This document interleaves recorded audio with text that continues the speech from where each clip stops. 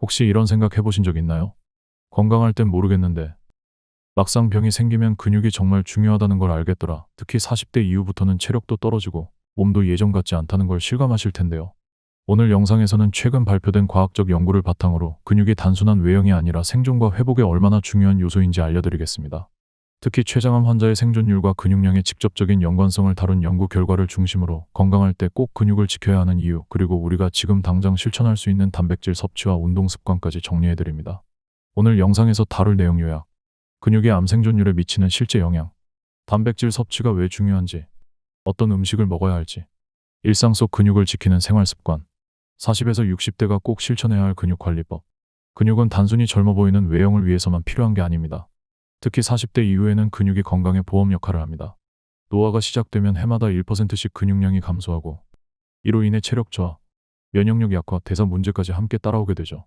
최근 국제학술지에 발표된 연구 결과에 따르면 췌장암 환자에게 있어 근육량은 치료 효과와 생존율을 좌우하는 중요한 요소로 밝혀졌습니다. 단순히 아프지 않을 때의 대비가 아니라 실제 생사를 가르는 기준이 될 수 있다는 뜻입니다. 그럼 지금부터 그 내용을 하나씩 살펴보겠습니다. 1. 연구 결과 근육이 생존율을 높인다. 악액질 근감소 근육 저널에 실린 최근 연구에서는 췌장암 환자 227명을 대상으로 근육량과 생존율의 연관성을 정밀 분석했습니다. 췌장암은 암 중에서도 예후가 매우 나쁜 편에 속하고 치료 과정도 고통스러워 환자의 체력이 치료 결과에 직접적인 영향을 주는 경우가 많습니다. 연구 결과는 매우 뚜렷했습니다. 근육량이 비교적 잘 유지된 환자들은 수술 후 회복 속도가 빠르고 항암 치료에 대한 반응도 긍정적이었으며 감염률과 재발률이 모두 낮았습니다. 무엇보다 전체적인 생존율에서 차이를 보였습니다.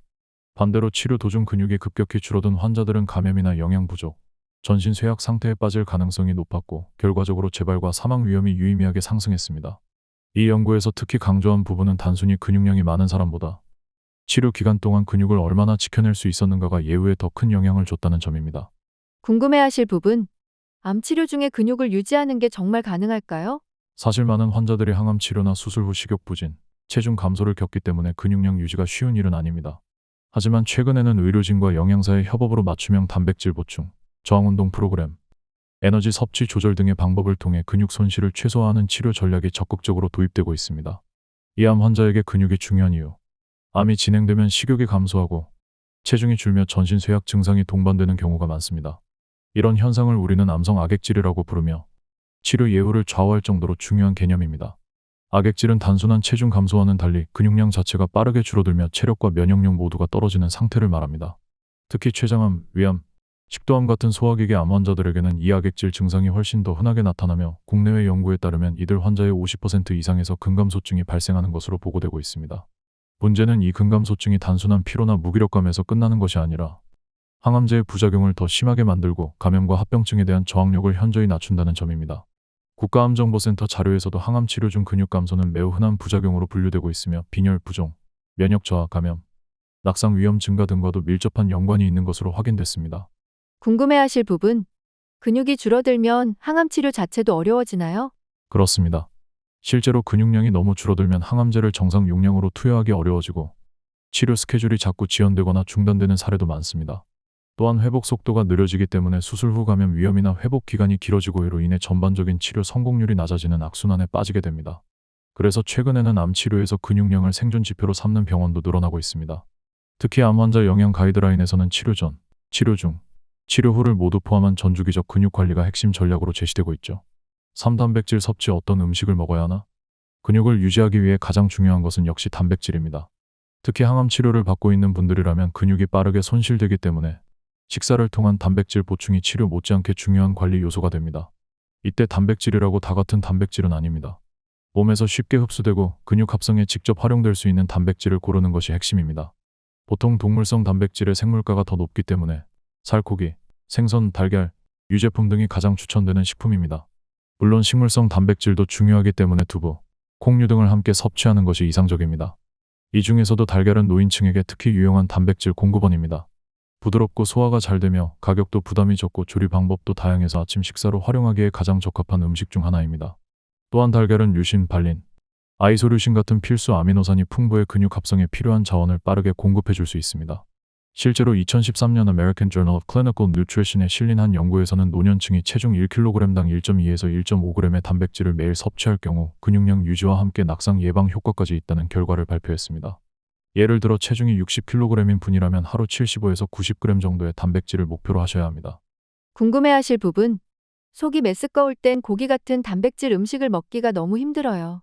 정말 많으신 분들이 이런 어려움을 겪고 계십니다. 항암 치료 중에는 미각 변화, 구역감, 식욕 저하 등이 흔하게 나타나기 때문에 기름기 있는 고기나 강한 냄새가 나는 음식은 오히려 거부감이 생기기도 합니다. 이럴 때는 냄새가 적고 부드러운 식감을 가진 단백질 식품을 활용해 보세요.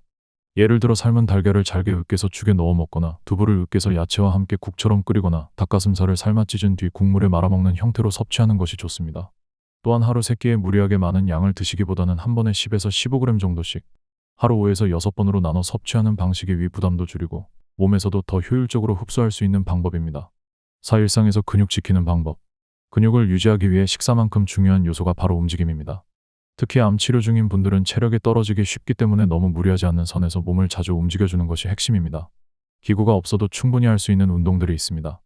예를 들어 집 안에서 할 수 있는 스쿼트나 계단 오르기, 발 뒤꿈치 들기 같은 비기구성 근력 운동은 특별한 도구 없이도 근육을 자극할 수 있습니다.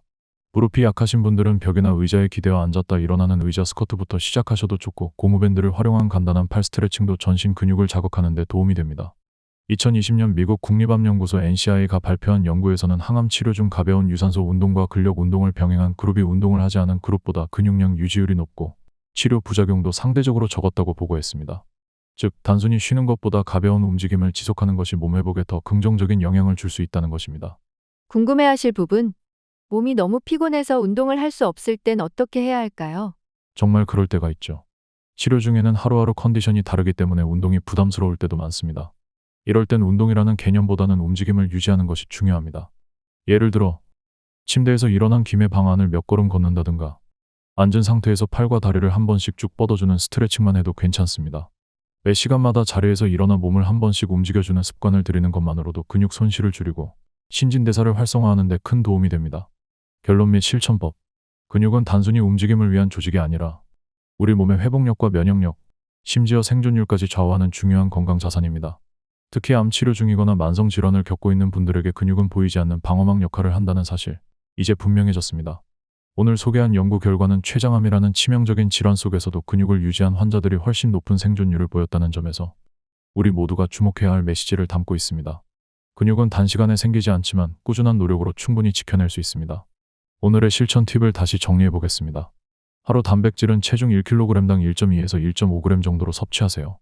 예를 들어 체중이 60kg이라면 하루 약 75g의 단백질이 필요합니다. 소화가 쉬운 달걀, 삶은 닭가슴살, 생선, 두부 등으로 식단을 구성해 보세요.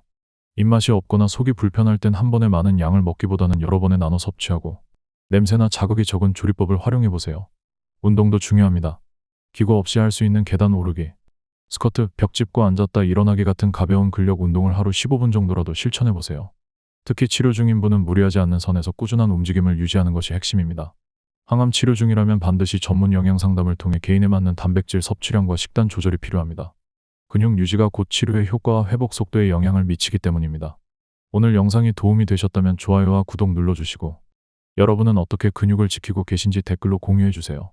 혹시 치료 중 식사나 운동이 어려워 고민 중이셨다면 이 영상이 조금이나마 방향을 잡는 데 도움이 되었기를 바랍니다.